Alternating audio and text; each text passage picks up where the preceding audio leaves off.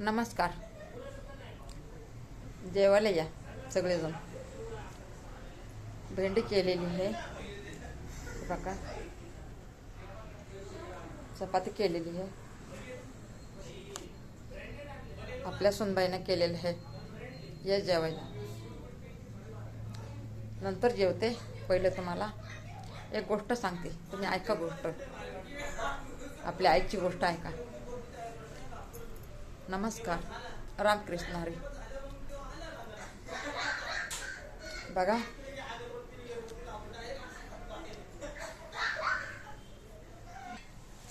बघा आपण काय बी काम करायचं म्हणलं तर आपण पैशासाठी मागं पुढं बघतो. आपल्याकडं पैसे नाही, काय नाही, एजा बेजाने कुठून आणून शिनी आपण पैसे फेडायचे म्हणून आपण मागं पुढं करतो कामाधंद्यासाठी. आपल्याला वाटते नको बाबा कर्ज पाणी करून नको, आपल्याला काही व्यवसाय करायला काय नको. प्रिय आपण असे दिवस कवर काढायचे. मेहनत करून करून जीव थकलेला असते माणसाला. त्या मेहनतीमध्ये फळ नसलं भेटलं तरी आपल्याला काहीतरी करून पोटासाठी, आपल्या परिवारासाठी, आपल्या घरासाठी आपल्याला काहीतरी करावं लागते. म्हणून बघा, हे बघा, सारखं एक आपली एक आपल्या मुलीसारखीच ताई होती. तर तिला आम्ही चांगलं सारखं सांगायचो की बाई तू काहीतरी कर. तर मग ती म्हणायची बाई मी काय करू, आपल्याला पैसे पाहिजे, आपल्याला व्यवसाय करायचा म्हणलं तर आपल्याला पैसे पाहिजे, मी पैसे कुठून आणू, काय करू. आता एवढं मेहनत करून घर चालवायचं, घरात कामं नाही, धंदे नाही, काय नाही कुणाला. मग एकलीच्या जीवावर भागायचं नाही. मग तिचं मालक कामाला होते, ते कामं बंद झाले. मग दुसरं काम करायला लागले, ते पण काम बंद झालं. लोकांचं कर्ज पाणी, याज कसं फेडायचं कसं नाही, ती चिंता लागून राहिली. रात दिवस मेहनत करून ते पण आपल्याला पैसे पुराना, कुठं घरात बरकत येईना, काय व्हायना, एकलीच्या जीवावर काय होणार. तर मग ती सारखंच म्हणायची काय करू मावशी.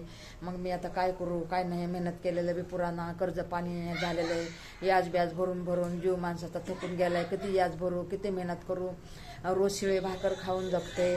पण आता मेहनत तर मी किती करणार आणि किती शिळे भाकर खाऊन कशी मला ताकद येणार काम करायला.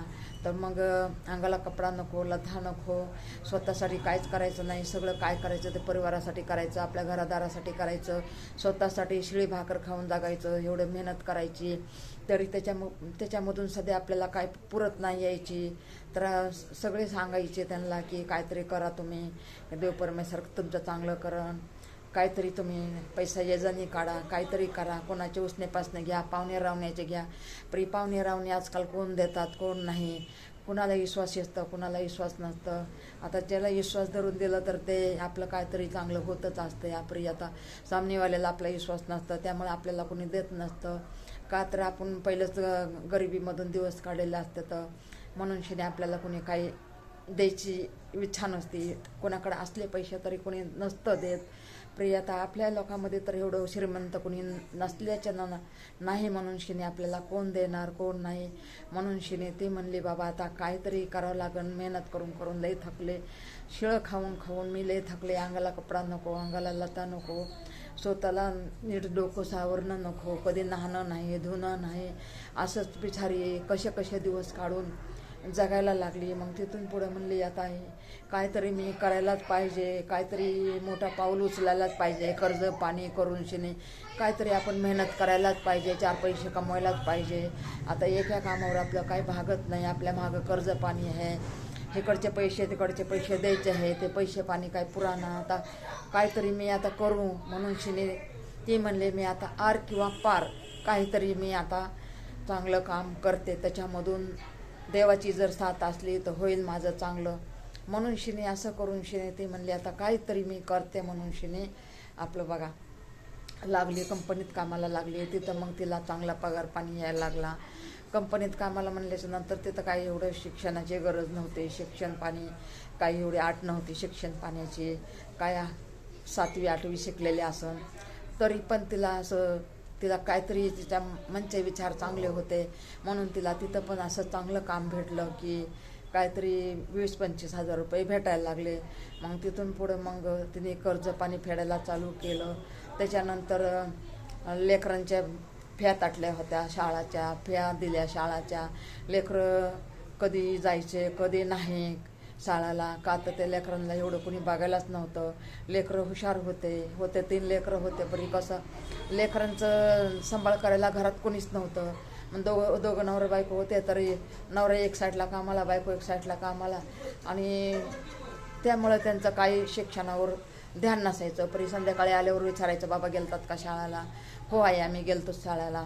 मग आता लेकरांचं कसं असते, आता कोणचं 5वीला, कोणचं 7वीला, कोणचं 9वीला, असे लेकरं म्हणल्याच्या नंतर आता 9वीवालं 8वीवालं 7वीवालं होते हुशार, परी ते दुसरं लेकरू जरा पोरांच्या नादी लागून शिने खेळण्याच्या नादी लागायचं, पोरांच्या नादी लागायचं, का तर त्यांना धाकधोरा करण्यासाठी कोणीच नव्हतं, किंवा घरात आजी नाही, आजोबा नाही, चुलत्या मालत्या नाही, कोणीच नाही घरामध्ये. त्यामुळं ते लहान पोरगं जराशी शाळेवर ध्यान नाही होतं. मग शाळेवर ध्यान नसलं तरी आता शाळेचा बघा खर्च किती असते, पाटी हे ते हे, बॅग आहे, लेकराचं वही आहे, पुस्तक आहे, सगळं लागतं की. सगळं लागतं म्हणल्याच्या नंतर मग 2 लेकरं तर चांगले शिकत होते, का तर ते मोठे होते म्हणून शिने. मग हे लहान लेकरू होतं 5वीला, तर ते कसं त्याचं जास्त ध्यान नव्हतं. तर मग तिने मग कामाला लागल्याच्या नंतर त्याला ट्युशन लावली. मग ट्युशनच्या नंतर तिथून पुढं हुशार झालं बघा. मग मोठी मुलगी होती आणि ते बारके होते, ते मुलं होते. तर मग ते शिकून मग हे बघा 2 लेकरं, तर मोठ्या मुलीला नोकरी लागली. मग तिच्या लग्नाचे विचार चालले, आता लग्न करायला पाहिजे, आता नोकरी तर आहे, नोकरीच्या जेवढं कुणी पण देईन. मग ह्यांचं पण जरा थोडं कंपनीत कामाला लागले, तर मग झालं ह्यांचं पण चांगलं झालं जरा. परी चांगलं झालं, परी कर्ज पाणी फिटलं, घराचं चांगलं केलं. घर नव्हतं, घर घेतलं कसं तरी कमी पैशामध्ये, आपलं सल्लापाचं नाही परी, असं 4 भिंतीचं घर घेतलं, वरी पत्र टाकून घेतले तिने. म्हणजे घर कसं तरी राहायची कुडी चांगली केली तिने. चांगली केल्याच्या नंतर पोरगी मोठी झाली, नोकरी लागली. मग ते नोकरीच्या जेव्हावर तिने स्वतःचा पैसा जमा केला. आईनं तिचे पैसे घेतले नाही, काय नाही. मग स्वतःचे पैसे तेच 25,000 यायचे, तर त्याच्यामधले ती जमा करायची. कम्प्युटरवर कामाला होती. मग आईचे 20-22,000, तिचे 25,000, मग तिचे 5-6,000 घरात खर्च करायचा, आणि आईचे पैसे सगळे घराला लावायची. कोणाचं कर्ज पाणी हे ते. आता घर विकत घेतल्याच्या नंतर घराचा खर्च किती असतो, हप्ता असतो, हे असतं ते असतं, सगळंच असतं ना त्याच्या पाठीमागं. मग असं करून करून मग पोरीचं कसं तरी लग्न योग करून दिलं. पोरगी चांगल्या घराण्यात गेली. मग राहिली हे 2 पोरं. मग लहान पोराचं शिक्षण राहिलेलंच होतं, काय पोरगा असून मग नंतर 8वी-9वीला. मग हे पोराचं शिक्षण असून समजा त्याला शिकायलाही पैसे लागत होते. मग ते शिकून चांगलं बनलं पोरगं, शिकून इंजिनियर बनलं पोरगं बघा. तिने खर्चावर खर्च आईनं केले म्हणून ते इंजिनियर बनलं.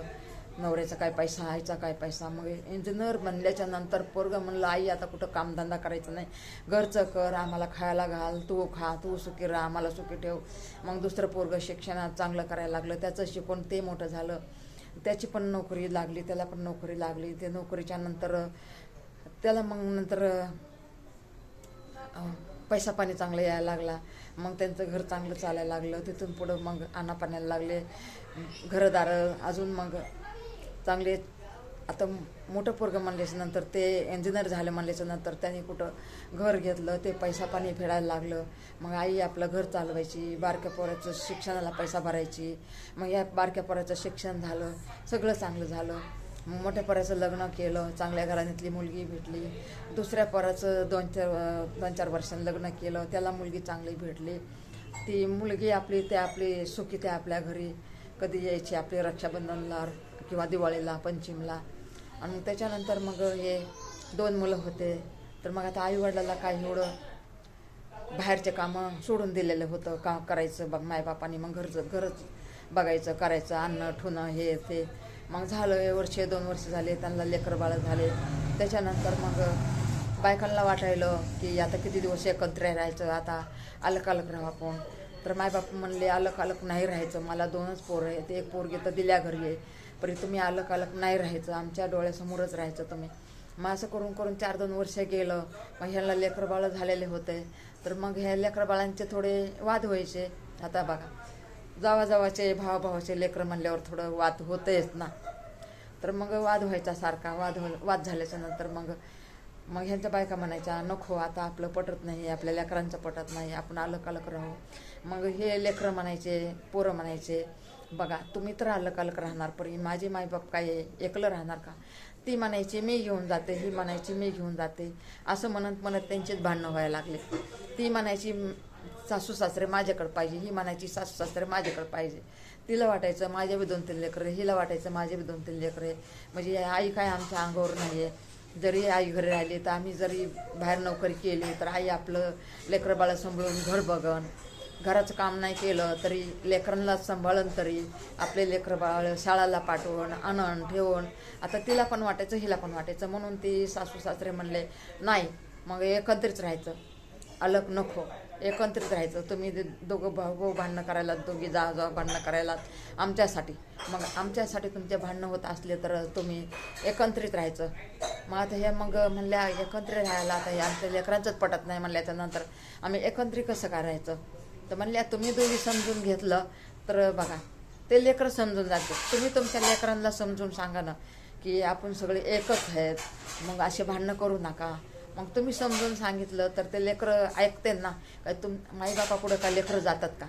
बघा एक एक कसे विचाराच्या सुना भेटतात ना की नशीब मोठं म्हणायला पाहिजे की एवढ्या चांगल्या घरच्या पोरी येऊन सध्या त्या पोरी आपले सासू सासऱ्याचे विचार करतात. सगळ्यांच्या घरात अशा सुना आणि असे लेक भेटायला नशीब लागते बघा, नशीब लागते. म्हणून नाही का हे बघा चांगले कर्म कधी व्हायला जात नाही आहे. म्हणून सगळ्यांना सुनबाई आणि असेच लेख भेटायला नशीब पाहिजे आणि असंच भेटायला पाहिजे. मी एवढी देवापुढं प्रार्थना करते. सगळं हे बघा ह्या ताईंचं घर कसं असं बसलं आहे तसं सगळ्या आपल्या महिलांचे घर असेच बचायला पाहिजे. असेच मुलं मुली आणि नातरुंड पत्रुंड असंच प्रत्येक घरामध्ये असायला पाहिजे. त्याला नशीबच लागतो, नशीबच लागतो. चला मग आपल्याला जेवण करायचं. हे बघा चपाती, आज भाकर पाहिजे होती पण आज चपाती आपल्याला खायला. बघा चपाती आणि हे बघा ही भेंडी भरून केलेली आहे, भेंडी आपल्या